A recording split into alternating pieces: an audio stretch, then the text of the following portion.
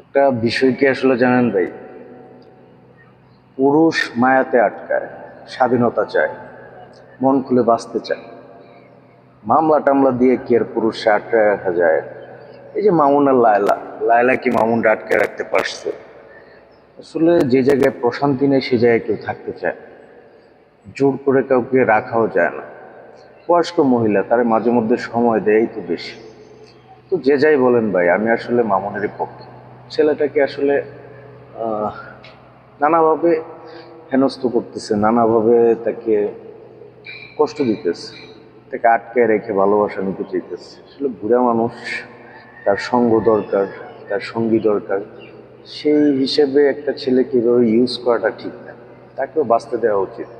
ছেলেটা কিছু না হয় কিছু, যদি কিছু করে ফেলে, অ্যাক্সিডেন্টলি কিছু করে ফেললে তখন তো আরো বিপদ।